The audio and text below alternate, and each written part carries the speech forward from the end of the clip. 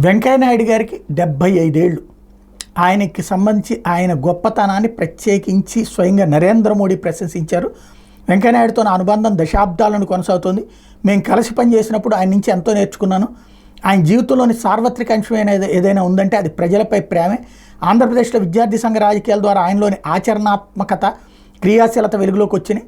వెంకయ్యనాయుడు అపూర్వ ప్రతిభ, వాక్పటిమ, నిర్వహణ నైపుణ్యాల రీత్యా ఏ రాజకీయ పార్టీ అయినా ఆయనకు స్వాగతం పలకడానికి సిద్ధంగా ఉంటుంది. అయితే దేశమే ప్రథమం అనే దార్శనికత నుంచి స్ఫూర్తి పొందిన ఆయన సంఘ పరివార్తో కలిసి పనిచేయడానికి మొగ్గు చూపారు.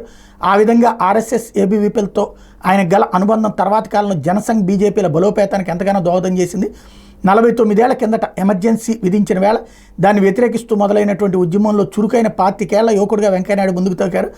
ఆ క్రమంలో లోక్నాయక్ జయప్రకాష్ నారాయణ ఆంధ్రప్రదేశ్కి ఆహ్వానించిన పాపానికి ప్రభుత్వం ఆయన జైలు పాలు చేసింది. ప్రజాస్వామ్యంపై ఈ నిబద్ధత ఆయన రాజకీయ జీవితంలో పలుమార్లు రుజువైంది.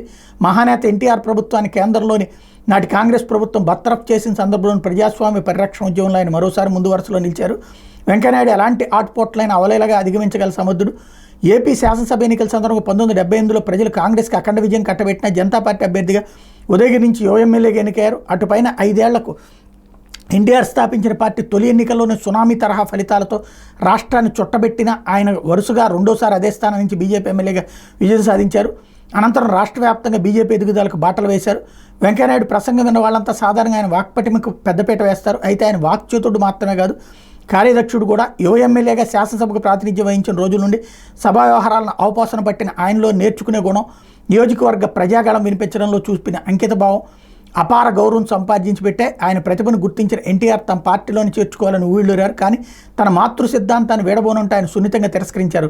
ఆంధ్రప్రదేశ్లోని గ్రామాన పర్యటించి ప్రజలతో మమేకమవుతూ భాజపాను బలోపేతం చేయడంలో ఆయన కీలక పాత్ర పోషించారు. ఆ తర్వాత బీజేపీ ఆంధ్రప్రదేశ్ రాష్ట్ర శాఖ అధ్యక్షుడయ్యారు.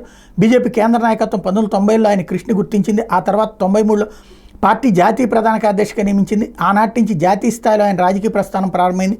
మా పార్టీని అధికారంలోకి తేవడంతో పాటు దేశానికి తొలి బీజేపీ ప్రధానమంత్రి నాయకత్వం వహించేలా ప్రధాన కార్యదర్శి హోదాలో విశేష కృషి చేశారు. పార్టీ జాతీయ అధ్యక్షుడి స్థాయికి ఎదిగారు అన్నటువంటి విషయాన్ని గుర్తు చేసుకున్నారు.